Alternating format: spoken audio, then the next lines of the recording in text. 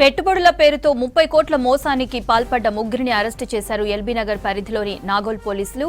అధిక వడ్డీ ఆశ చూపిస్తూ మోసం చేశారని బాధితులు ఫిర్యాదు చేయడంతో కేసు నమోదు చేసి రంగంలోకి దిగారు పోలీసులు. విచారణ చేసి ముగ్గురిని అరెస్టు చేసి రిమాండ్కి తరలించారు.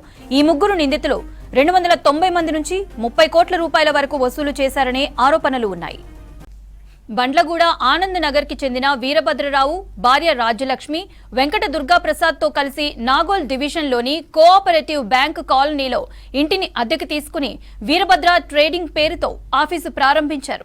తమ సంస్థలో ₹1,00,000 పెట్టుబడి పెట్టిన వారికి నెలకి 10,000 చొప్పున వడ్డీ చెల్లిస్తామని చెప్పారు. దీంతో 290 మంది 30 కోట్ల రూపాయల వరకు పెట్టుబడులు పెట్టినట్లు తెలిపారు నాగోల్ సిఐ మహ్మద్ మక్బూల్ జాన్.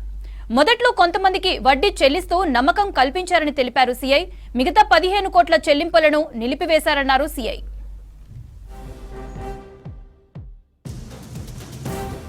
ఈ పెట్టుబడుల పేరుతో డబ్బులు వసూలు చేసి మోసం చేసినటువంటి కిచ వీరభద్రరావు అనే వ్యక్తిని ఈ రోజు అరెస్ట్ చేయడం జరిగింది.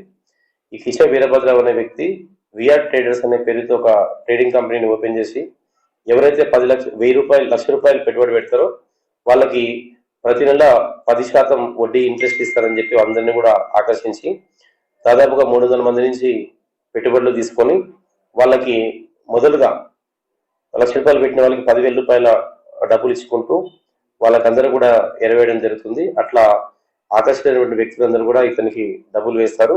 ఎవరైతే మొదలుగా పెట్టుబడి పెడతారో వాళ్ళకు ఇవ్వడం జరుగుతుంది, చివరికి వచ్చే వాళ్ళకు ఇవ్వలేడు. అట్లా ఈ మేనేజ్ చేయడంలో అతను ప్రాబ్లం అయిపోయి దాదాపుగా 30 కోట్లు వసూలు చేసి దాంట్లో 15 కోట్ల రూపాయలు తిరిగిస్తాడు. ఇంకా 15 కోట్ల రూపాయలు బాధ్యతలకు ఇవ్వాల్సి ఉంది.